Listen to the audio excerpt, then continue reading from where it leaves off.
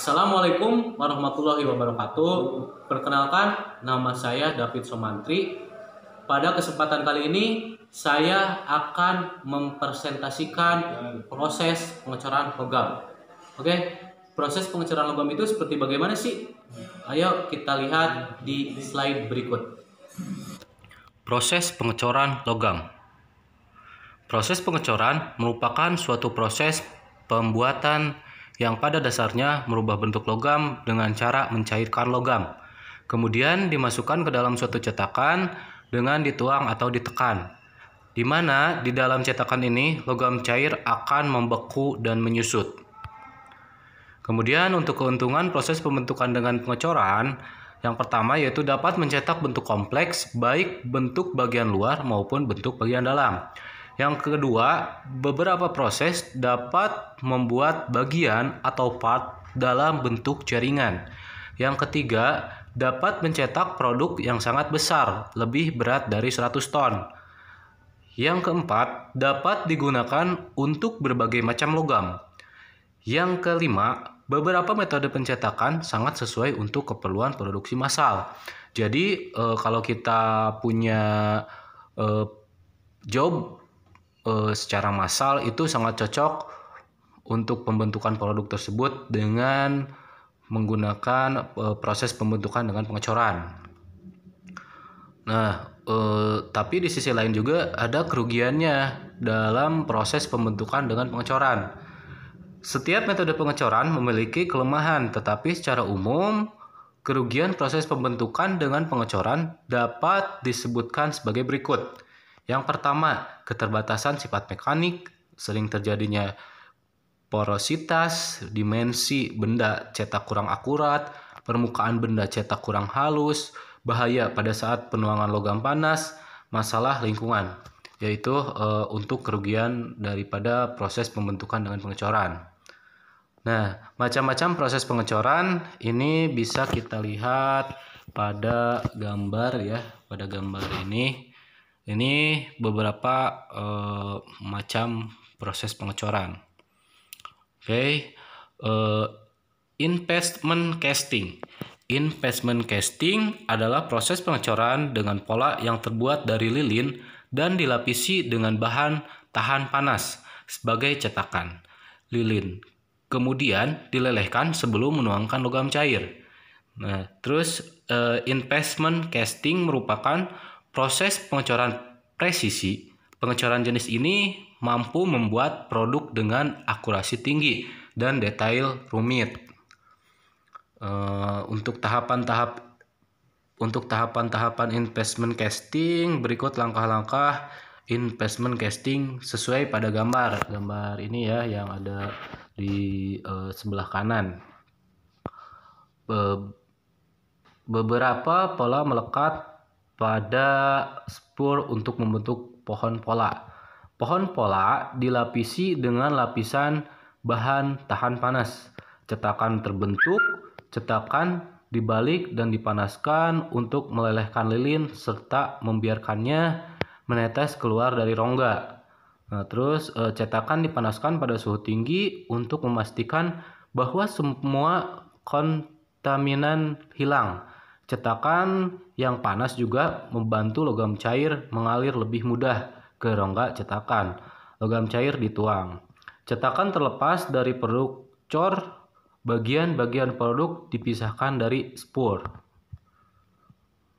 Terus kemudian cell mold casting, yaitu pengecoran cetak kulit menggunakan pasir dengan pengikat resin termoset. Pengecoran dengan cetakan kulit ditunjukkan pada gambar ini nih yang ada di bawah ini ya. Seperti inilah contohnya untuk pengecoran cetakan kulit ya. Terus untuk cara pembuatannya. Cara pembuatan. Pada logam dipanaskan dan diletakkan di atas kotak yang telah berisi pasir dengan campuran resin termoset. Kemudian kotak dibalik sehingga campuran pasir dan resin jatuh di atas pola yang masih panas, membentuk lapisan campuran yang melapisi permukaan pola sehingga membentuk kulit keras. Oke, berikutnya kotak dikembalikan ke posisi semula sehingga kelebihan pasir kembali jatuh ke dalam kotak. Kemudian kulit pasir dipanaskan dalam oven selama beberapa menit sehingga seluruh kulit mengering. Terus cetakan kulit dilepas dari polanya. Kemudian dua belahan cetak kulit dirakit didukung oleh butiran pasir atau butiran logam dalam sebuah rangka cetak dan kemudian dilakukan penuangan. Dan coran yang telah selesai dengan saluran turun dilepaskan dari cetakan. Nah, untuk keuntungan dari cell mode casting, yaitu yang pertama permukaan rongga cetak lebih halus dibandingkan dengan cetakan pasir basah. Yang keduanya, permukaan yang halus tersebut memudahkan logam cair selama penuangan dan dihasilkan permukaan akhir yang lebih baik. Yang ketiga, dimensi lebih akurat. Yang keempat, memiliki kolapsibilitas yang baik sehingga dapat dihindarkan terjadinya keretakan pada hasil coran. Terus untuk kelemahannya yaitu diantaranya yang pertama, pola logam lebih mahal dibandingkan dengan pola pada cetakan pasir basah. Yang keduanya, kurang cocok bila digunakan untuk produksi yang rendah. Yang ketiganya, contoh penggunaan roda gigi, valve bodies, bushing, camshaft. Ya. Terus kemudian untuk sun casting, cetakan pasir merupakan cetakan yang paling banyak digunakan karena memiliki keunggulan. Keunggulannya diantaranya yaitu dapat mencetak logam dengan titik lebur yang tinggi seperti baja, nikel, dan titanium. Kemudian dapat mencetak benda cor dari ukuran kecil sampai dengan ukuran besar. Terus jumlah produksi dari 1 sampai jutaan. Nah, itu untuk sand casting ya. Terus untuk tahapan pengecoran logam dengan cetakan pasir, dalam gambar ya ditunjukkan tahapan pengecoran logam dengan menggunakan cetakan pasir sebagai berikut. Nah, ini tahapan pengecoran logam dengan cetakan pasir dari mulai kita bahan baku, tungku, ledel, hingga terakhir itu di pemeriksaan ya. Kalau misalkan udah kita finishing lah, bisa dikatakan finishing.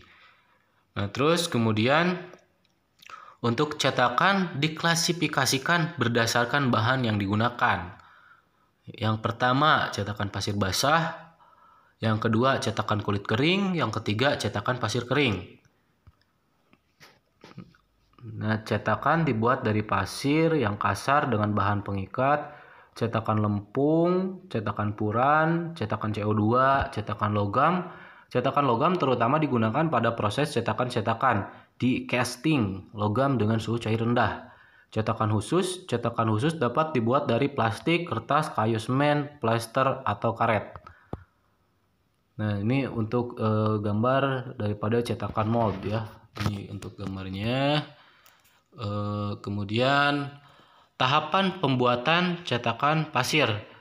Pemadatan pasir, cetak di atas pola, pelepasan pola dari pasir cetak, rongga cetak, hingga ke rongga cetak.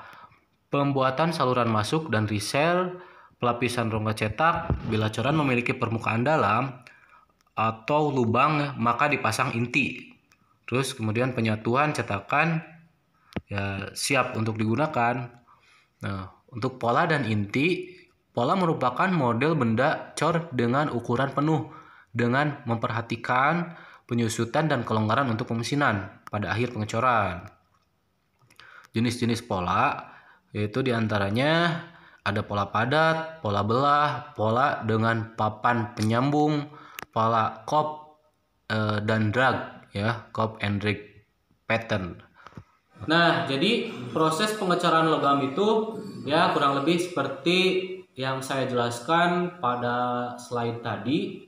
Mungkin saya rasa cukupkan sekian untuk presentasi dari saya. Terima kasih. Mohon maaf bila ada kesalahan. Saya tutup. Wassalamualaikum warahmatullahi wabarakatuh.